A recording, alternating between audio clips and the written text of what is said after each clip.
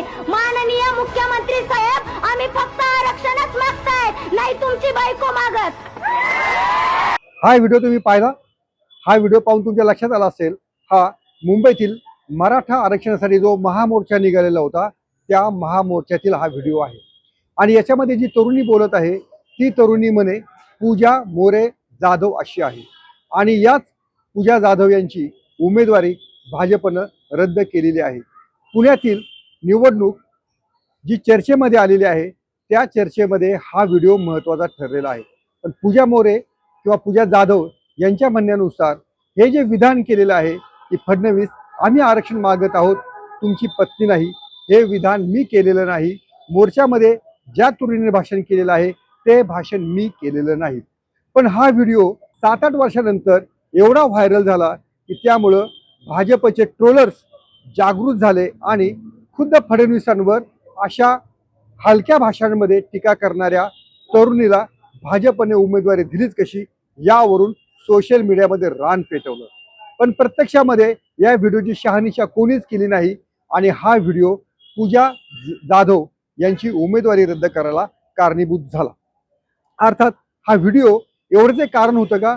दुसरं देखील एक कारण होतं, ते म्हणजे पहलगाम या ठिकाणी जो दहशतवादी हल्ला झालेला होता त्यावेळेस धनंजय जाधव जे पूजा यांचे पती आहेत हे दोघेही त्यांच्या हनीमून निमित्त जम्मू काश्मीरमध्ये फिरायला गेलेले होते आणि त्याच काळामध्ये हा दहशतवादी हल्ला घडला. आता या दोघांची पार्श्वभूमी थोडी सामाजिक असल्यामुळे त्यांनी त्या ठिकाणी जखमी लोकांना मदत करण्याचं काम केलं. पण हे मदत करण्याचं काम करत असताना त्यांनी अशी काही विधानं केली की त्यामुळं हिंदुत्ववादी किंवा ज्यांना या हल्ल्याविषयी एक मुस्लिम विरुद्ध हिंदू अशा प्रकारचा किंवा ज्यांना या हल्ल्याविषयी थेट हिंदू धर्माविषयीचा हा हल्ला वाटत होता त्यांना त्याचा राग आलेला होता. आणि पूजा जाधव यांनी असं विधान केलेलं होतं की दहशतवाद्यांनी धर्म विचारून गोळ्या झाडलेल्या नाहीयेत. त्यांचं हेच विधान त्यांच्या आता अंगलट आलेलं आहे. त्यांचं म्हणणं असं होतं की जेव्हा हल्ला झालेला होता तेव्हा हल्ला झाल्यानंतरच्या पहिल्या 2-3 तासामध्ये मी हे विधान केलेलं होतं. तेव्हा मला पूर्ण परिस्थिती माहिती नव्हती. त्यानंतर मात्र हा हल्ला धर्म विचारूनच झालेला होता. फक्त हिंदू पर्यटकांनाच दहशतवाद्यांनी गोळ्या झाडलेल्या होत्या याची जाणीव मला नंतर झाली. मात्र तोपर्यंत तेव्हा पूजा जाधव यांच्या या विधानावरून मोठा गजब झालेला होता. महाराष्ट्रातील एक तरुणी अशा प्रकारचं विधान करतेच कसं? कारण पूजा जाधव ज्या पुण्यातील आहेत त्याच पुण्यातील काही पर्यटकांना या दहशतवाद्यांनी धर्म विचारूनच गोळ्या घातलेल्या होत्या. आणि पूजा जाधव यांचं हे जे विधान आहे हे विधान काँग्रेसच्या IT सेलनं त्यांच्या प्लॅटफॉर्मवरती टाकलं होतं. त्यामुळं देशभरामध्ये पूजा जाधव या निमित्तानं पोहोचलेल्या होत्या. मात्र हे विधान देखील त्यांच्या या उमेदवारीला मोठा अडसर ठरलेलं दिसून आलं. त्यांचा आणखीन एक फोटो जो व्हायरल झाला तो व्हायरल होता भारत जोडो यात्रेमध्ये राहुल गांधी यांच्या सोबतचा त्यांचा फोटो. आणि ही जी 3 कारणं आहेत ही 3 कारणं भाजपच्या सोशल मीडियामध्ये काम करणाऱ्या लोकांना अजिबात आवडली नाहीत.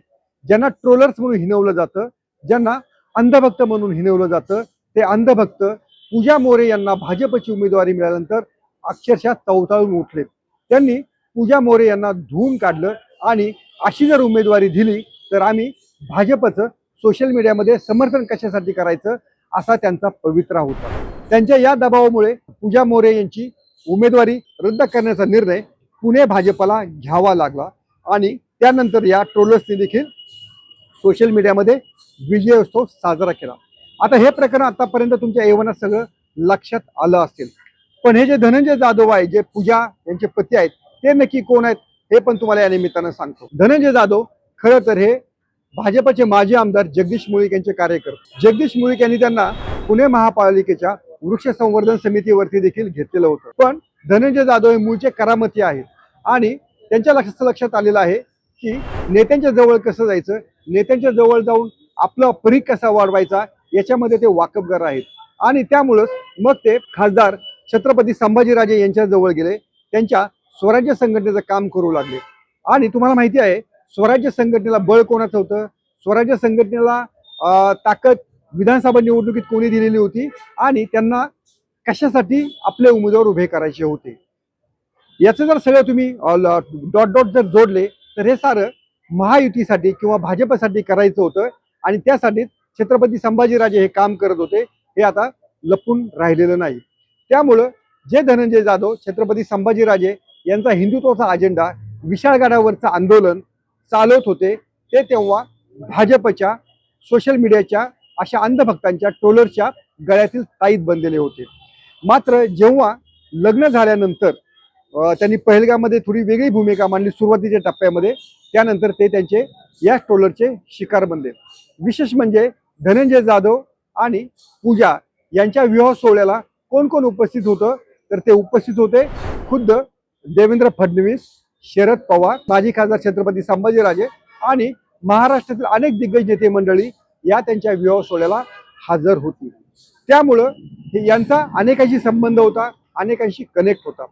धनंजय जाधव किंवा पूजा यांना पुणे महानगरपालिकेतील प्रभाग क्रमांक 1 मधून उमेदवारी हवी होती. ती खुद्द जाधव किंवा पूजा यांना पती पत्नीपैकी कोणालाही निवडणूक लढवण्याची त्यांची तयारी होती आणि त्यासाठी त्यांनी अनेक करामती किंवा हरकती केलेल्या होत्या. तुम्हाला आठवत असेल की आखाडा निमित्त चिकन वाटपाचा देखील कार्यक्रम या जोडीनं ठेवलेला होता. त्याची चर्चा महाराष्ट्रभर झालेली होती. चर्चेत कसं राहायचं, मीडियाचा मोहरा आपल्याकडे कसा वळवायचा, याच्यामध्ये या दोघांनी बऱ्यापैकी कौशल्य हस्तगत केलेलं आहे. आणि कधी कधी मीडियावरती आपला सर्वाधिक जर झोत पडला तर त्याचा फटका देखील कसा बसतो हे देखील त्यांनी आता अनुभवलेलं असेल. पण आता ही झाली आतापर्यंतची कहाणी. ट्रोलर्स जागृत झाले, ट्रोलर्सला एकदम हिंदुत्ववाद आठवला, ट्रोलर्सला एकदम देशभक्ती आठवली आणि पूजा मोरे सारख्या प्रभाग क्रमांक 2 मधून निवडणूक लढवणाऱ्या एका तरुणीला त्यांनी लक्ष केलं. पण माझा सवाल या एवढ्यापुरता मर्यादित नाहीये. हे ट्रोलर्स इतर वेळी झोपलेले होते का? हे ट्रोलर्स तेव्हा संधी साधूपणे वागत होते का?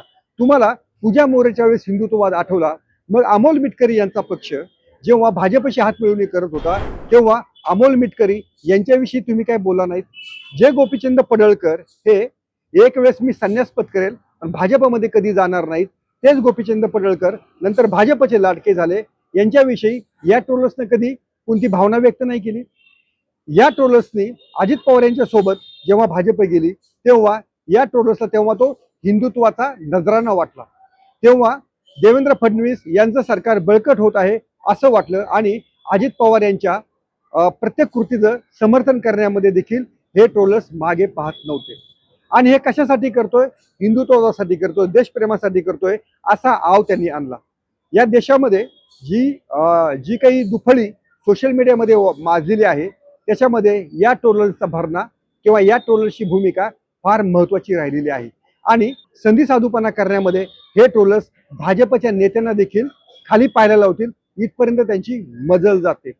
त्यामुळं पूजा मोरे यासारख्या एका सामान्य तरुणीची उमेदवारी त्यांना एवढी खटकली, इतर वेळी मात्र ते गप्प बसले. आता हे ट्रोलर्स पूजा मोरेला उमेदवारी मिळाल्यानंतर इथपर्यंत म्हणत गेले की आता स्थानिक उमेदवार पाहून आपण मतदान करायला हवं. शेफाली वैद्य हे नाव तुम्ही ऐकलं असेल, ते उजवी भूमिका सोशल मीडियामध्ये अतिशय प्रखरपणे आणि प्रभावीपणे मांडतात. पण जेव्हा पूजा मोरे यांना उमेदवारी मिळाली तेव्हा देखील साक्षात्कार झाला की भाजपनं महाराष्ट्रामध्ये राजकारणाचा चिखल केलेला आहे.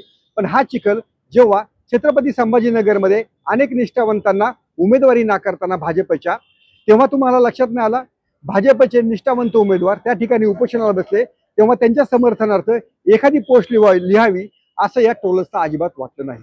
तर या शेफाली वैद्य आज असं म्हणतायत की आता स्थानिक नेता पाहून जो आपला फोन अर्ध्या रात्री उचलेल अशा उमेदवाराला पक्षविरहित मतदान करावं असा साक्षात्कार या शेफाली वैद्य यांच्या सारख्या मंडळींना झालेला आहे. आणि जेव्हा लोकसभेची किंवा विधानसभेची निवडणूक असते तेव्हा मात्र आपण देशप्रेम, राष्ट्रनिष्ठा, हिंदुत्ववाद, देशाचं संरक्षण असं पाहून मतदान करावं. म्हणजे स्थानिक स्वराज्य संस्थांमधला चिखल तुम्हाला चालतो. त्या ठिकाणी अजित पवारांचे उमेदवार निवडून आले तरी चालतील, पण देशभक्ती, हिंदुत्ववाद असा मुलामा लावून भाजपच्या चुकांचं समर्थन करण्यामध्ये हे ट्रोलर्स मागे पुढे पाहत नाहीत. आता बरं, या ट्रोलर्स मंडळी ही अतिशय हुशार असतात. यातले अनेक IT कंपन्यांमध्ये कामाला आहेत, इंजिनियर्स आहेत, IIT मध्ये कामाला असतात, एका विशिष्ट उच्च वर्तुळामध्ये वावरतात आणि त्यांना पगार पाणी देखील चांगलं असतं. पण जेव्हा भाजपच्या कोणत्या चुकीच्या भूमिकेवर बोलायचं असतं तेव्हा त्याचं ते असं समर्थन करतात की भाजपच्या नेत्याला देखील ते जमणार नाही. आणि तुम्ही या ट्रोलरशिप पेजेस पहा की कोणताही निर्णय भाजपनं चुकीचा जरी घेतला तरी त्याला देवेंद्र फडणवीस यांचा मास्टर स्ट्रोक म्हणून ते त्याला नावाजत असतात. आता या ट्रोलर्सना जाग आलेली आहे असं आपण या निमित्तानं म्हणू शकतो. आता हे जे ट्रोलर्स आहेत यातला सगळ्यात महत्वाचं जे ट्रोलर्स आहेत त्या ट्रोलर्सनी पूजा मोरे सारख्या एका फक्त नगरपालिकेची उमेदवारी मिळवलेल्या एका तरुणीला लक्ष केलं. आता भूमिका बदलणाऱ्या फक्त पूजा मोरे किंवा पूजा जाधवचा आहेत का? जेव्हा प्रज्ञा सातव या काँग्रेसमध्ये आल्या तेव्हा हे ट्रोलर झोपले होते का? अशोक चव्हाण यांना भाजपनं खासदारकी दिली तेव्हा या ट्रोलर्सला त्यांचा आदर्श घोटाळा दिसला नाही का? पण सर्वसामान्यांच्या घरातील तरुणांना लक्ष करायचं आणि मोठ्यांना पायघड्या घालायच्या हा त्यांचा पवित्रा झालेला आहे. आणि अशोक चव्हाणांना पक्षामध्ये घेणं, प्रज्ञा सातव यांना भाजपचं उपकरण घालणं या साऱ्या गोष्टी आहेत या देवेंद्र फडणवीस यांच्या मोठ्या रणनीती आहेत असं भासवायचं हा यांचा खेळ आतापर्यंत झालेला आहे. आता या ट्रोलर्सना जशी जाग आलेली आहे तसे मीडियामध्ये भाजपची बाजू अतिशय प्रखरपणे मांडणारे काही टीव्ही चॅनल्सला देखील आता आपल्या चुका कळू लागलेल्या आहेत. आणि यातलं जे महत्वाचं जे उदाहरण आहे ते उदाहरण आहे रिपब्लिक चॅनलचा अर्णव गोस्वामी. अर्णव गोस्वामी हे भाजपचं समर्थन कोणत्याही लेवलला जाऊन करत होते. आता मात्र याच अर्णव गोस्वामी यांना दिल्लीमधलं प्रदूषण दिसत आहे. दिल्लीमध्ये केंद्र सरकार किंवा तिथलं दिल्लीतलं भाजप सरकार काहीच करत नाहीत याची जाणीव होऊ लागलेली आहे. ज्यावेळेस अरविंद केजरीवाल यांचं सरकार दिल्लीमध्ये होते तेव्हा त्यांना उठता बसता प्रश्न विचारणारे चॅनल्सची मंडळी आता रेखा गुप्ता यांच्या दिल्लीमधल्या भोंगळ कारभाराबद्दल प्रश्न विचारत नव्हते. पण आता प्रदूषणाची लेवल ही आधी जीवावर बेतली असल्यामुळे नंतर अर्णव गोस्वामी यांच्यासारख्या पत्रकाराला जाग आली आहे. कुलदीप सेंगर ज्या भाजप नेत्यानं एका तरुणी बलात्कार केलेला होता त्या नेत्याला जामीन मिळाला तेव्हा अर्णव गोस्वामी यांच्यासारखा देखील चॅनलवाला असं म्हणाला की धुरंधरवर सारखा पिक्चर काय बनवता, कुलदीप सेंगरवरती पिक्चर बनवा की ज्यानं अख्खी भारतीय सिस्टीम ची लक्तर वेशीवर टांगलेली आहेत. त्यामुळं अर्णव गोस्वामीला का होईना 12 वर्षानंतर जाग आली असं आपण म्हणू शकतो.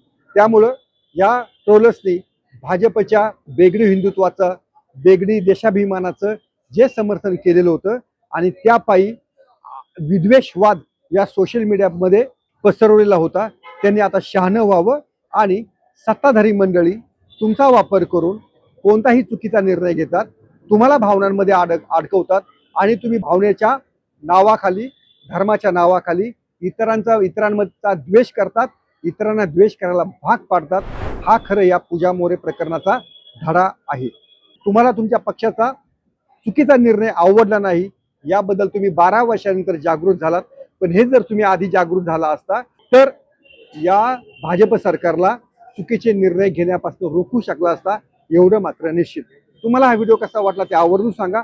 पाहत राहा लेट्स अप मराठी. सोशल मीडियाच्या भाऊ गर्दीत विश्वासार्हतेने चकाकणारे नाव म्हणजे लेट्स अप मराठी. सगळ्या नागरिकांना ती स्पीच लेट्स अप वरील मुलाखती म्हणजे विचारांचा खजिना. त्यानंतरच्या निवडणुकीमध्ये मला सोडून गेले. बातम्या केवळ वस्तुस्थिती सांगणाऱ्या, न प्रोपगंडा, फक्त जनतेचा अजेंडा. क्योंकि आने वाला कल जाने वाला है, जाने वाला कल आने वाला है. राजकारण, मनोरंजन असो की क्रीडा क्षेत्र, महाराष्ट्राची स्पंदने संवेदनशीलतेने टिपणारे माध्यम म्हणजे लेट्स अप मराठी. जगासोबत एक पाऊल पुढे राहण्यासाठी लेट्स अपचे ॲप, सोशल मीडिया आणि वेबसाईट सोबत कनेक्टेड रहा.